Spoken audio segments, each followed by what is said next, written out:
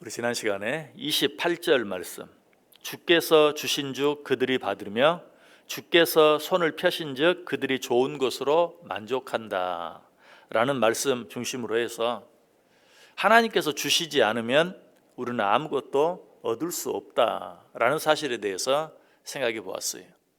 그러므로 우리는 어떻게 해야 한다라고 말씀드렸습니까? 우리는 오직 하나님의 주권과 하나님의 섭리를 인정하면서 그 안에서 겸손하게 그리고 그의 말씀에 전적으로 순종하며 살아야 한다라고 말씀드렸습니다.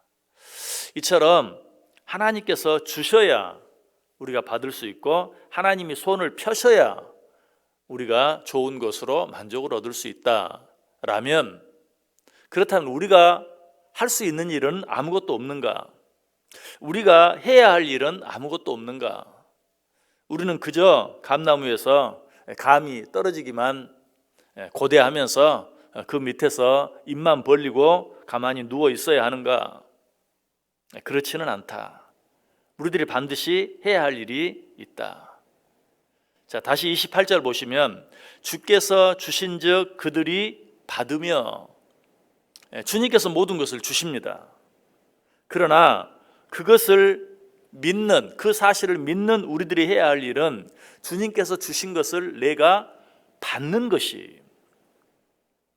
이 똑같은 말씀을 이전 성경은 이렇게 번역하고 있죠. 주께서 주신즉 저희가 취하며. 하나님이 주시지 않으면 받을 수 없어요. 그런데 주신다고 다 받는 것도 아니. 하나님이 주신 것을 우리가 어떻게 해야 돼요? 취해야 돼요. 내가 그것을 취하지 아니하면 그것을 얻을 수 없어요. 예전에 그렇게 우리가 자주 말했죠. 하늘에서 아무리 비가 와도 다라를 뒤집어 놓으면 한 방울의 물도 거기 잠기지 않아요. 다라를 올바로 잘 놓아 두어야 비가 조금만 와도 거기에 비가 고이지, 아무리 많이 와도 그 그릇을 엎어 놓으면 어때요? 아무것도 얻을 수가 없는 것이. 이 사실을 잘 보여주는 사건이 하나님께서 이스라엘 백성들이 광야에 있을 때 만나로 먹여주신 사건이죠. 하나님께서 그들에게 만나를 주시면서 이렇게 말합니다. 그때에 여호와께서 모세에게 이르시되 보라, 내가 너희를 위하여 하늘에서 양식을 비같이 내리리니 백성이 나가서 일용할 것을 날마다 거둘 것이라. 이같이 하여 그들이 내 율법을 준행하나 아니하나 내가 시험하리라. 내가 하늘에서 양식을 비같이 내릴 것이다. 그것으로 끝이 아니. 어떻게 하라고요? 백성들은 나가서 일용할 것을 날마다 거둘 것이라.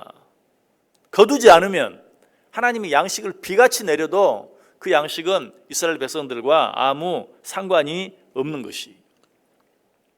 하나님은 우리의 필요를 아십니다. 그러므로 우리의 필요한 대로 모든 것을 주세요.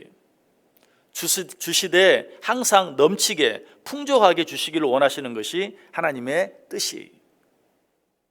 그럼에도 불구하고 게으른 자에게는 소망이 없다는 것이. 게으른 자는 하나님이 그처럼 풍족하게 주시는데도 아무것도 얻을 수 없다. 왜? 성경이 게으른 자를 이렇게 표현하죠.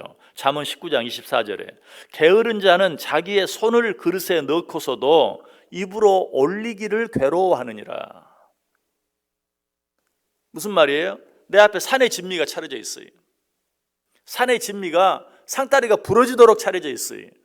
그럼에도 불구하고 손으로 그것을 떠서 먹기를 괴로워해요. 그렇다면 이 사람에게 자기 앞에 차려진 산의 진미가 무슨 의미가 있습니까? 아무것도 아니. 산의 진미가 상다리가 부러지도록 차려져 있어도 그것을 떠서 입에 넣기를 괴로워하는 이 게으른 자에게는 아무런 의미가 없는 것이. 그렇다면 누구에게 소망이 있어요? 오직 부지런한 자에게만 소망이 있어요. 잠언 10장 4절이 말합니다. 손을 게으르게 놀리는 자는 가난하게 되고 손이 부지런한 자는 부하게 되느니라. 잠언 13장 4절은 게으른 자는 마음으로 원하여도 얻지 못하나 부지런한 자의 마음은 풍족함을 얻느니라.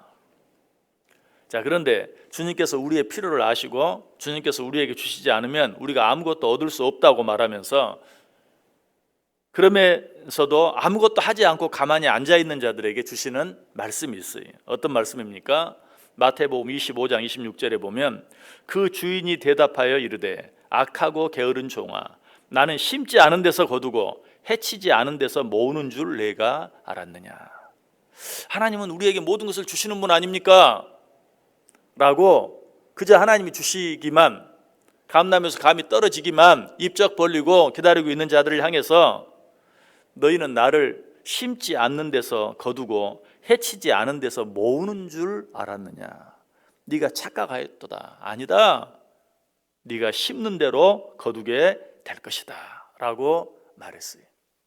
잠언 21장 5절에도 부지런한 자의 경영은 풍부함에 이를 것이다 라고 말하고 있어요. 하나님의 손에 모든 것이 달려 있습니다. 하나님은 그 모든 것을 우리에게 주십니다.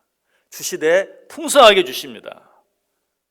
그럼에도 불구하고 그것을 우리가 얻고 받고 누리며 살기 위해서는 부지런해야 돼요. 그래서 사도 바울은 우리에게 권면합니다. 부지런하여 게으르지 말고 열심을 품고 주를 섬기라. 히브리서 6장 11절 12절에도 우리가 간절히 원하는 것은 너희 각 사람이 동일한 부지런함을 나타내어 끝까지 소망의 풍성함에 이르러 게으르지 아니하고 믿음과 오래 참음으로 말미암아 약속들을 기업으로 받는 자들을 본받는 자 되게 하려는 것이니라. 자, 그런데 여기에서 그칠 것이 아니라 여기에서 우리는 한 번 더 처음으로 다시 돌아가 볼 필요가 있어요. 아, 내가 부지런하면 되는구나. 또 그렇게 생각하면, 그렇게만 생각하면 우리는 큰 잘못에 빠질 수 있어요. 아, 우리가 부지런해야 되겠구나 라고 생각하면서 다시 한번 처음으로 돌아가야 되는 것은 내가 아무리 부지런히 움직여도, 내가 아무리 부지런히 일해도, 그럼에도 불구하고 하나님이 허락하지 않으시면 안 된다는 그 사실을 다시 한번 기억할 수 있어야 돼요. 하나님이 우리에게 주셔도 내가 그것을 받고 취하지 아니하면 내게 아무런 의미가 없지만, 내가 아무리 노력하고 애써도 하나님이 허락하지 아니하시면, 주시지 아니하시면 소용없다는 사실을 다시 한번 기억하면서 우리는 다시 어떻게 해야 돼요? 하나님 앞에 엎드려야 돼요. 다시 한번 하나님의 주권과 하나님의 섭리를 인정해야 돼요. 다시 한번 하나님 앞에서 겸손해야 되고, 다시 한번 하나님께서 우리에게 주시는 모든 말씀에 순종하는 삶을 살아야 돼요. 오늘 하루 어떻게 살기를 원하십니까? 모든 것이 하나님의 손에 달려 있습니다.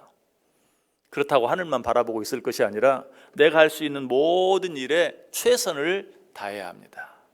그러면서도 내가 하기만 하면 된다는 교만한 마음 버리고, 내가 아무리 애써도 우리 하나님이 허락하지 아니하시면 소용이 없다는 사실을 인정하면서 내가 할 수 있는 일에 최선을 다함으로 하나님이 주시는 것을 풍성하게 받아 누리며 살아가는 풍성한 하루, 또 풍성한 한 주간 꼭 되시기를 주님의 이름으로 간절히 축원합니다.